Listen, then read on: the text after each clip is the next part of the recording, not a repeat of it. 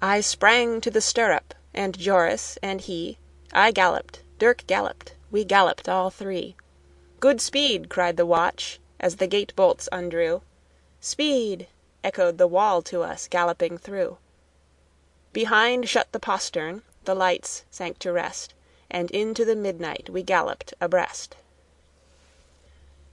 Not a word to each other, we kept the great pace, neck by neck, stride by stride, never changing our place. I turned in my saddle and made its girths tight, then shortened each stirrup, and set the pique right. Rebuckled the cheek strap, chained slacker the bit, nor galloped less steadily Roland a whit. 'Twas moonset at starting, but while we drew near Lokeren, the cocks crew, and twilight dawned clear.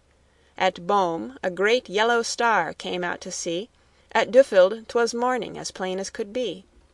And from Mecheln church steeple we heard the half chime, so Joris broke silence with, "Yet there is time." At earshot up leaped of a sudden the sun, and against him the cattle stood black every one, to stare through the mist at us galloping past. And I saw my stout galloper Roland at last, with resolute shoulders, each butting away the haze, as some bluff river headland its spray.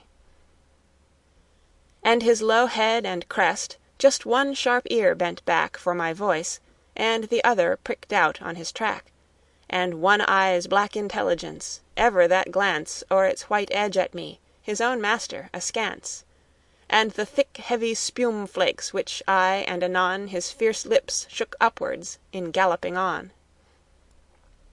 By Hasselt Dirck groaned, and cried Joris, "Stay spur! Your Roos galloped bravely, the fault's not in her. We'll remember at Aix."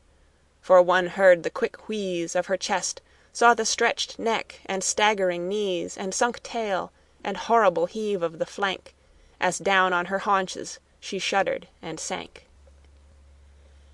So we were left galloping, Joris and I, past Loos and past Tongres, no cloud in the sky. The broad sun above laughed a pitiless laugh, 'neath our feet broke the brittle bright stubble like chaff, till over by Dalhem a dome spire sprang white, and "Gallop!"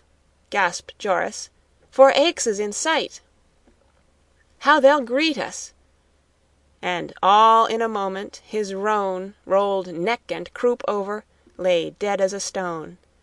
And there was my Roland to bear the whole weight of the news which alone could save Aix from her fate, with his nostrils like pits full of blood to the brim, and with circles of red for his eye sockets' rim. Then I cast loose my buff coat, each holster let fall, shook off both my jack boots, let go belt and all, stood up in the stirrup, leaned, patted his ear, called my Roland his pet name, my horse without peer, clapped my hands, laughed and sang, any noise, bad or good, till at length into Aix Roland galloped and stood. And all I remember is friends flocking round, as I sat with his head twixt my knees on the ground, and no voice but was praising this Roland of mine, as I poured down his throat our last measure of wine, which, the burgesses voted by common consent, was no more than his due, who brought good news from Ghent.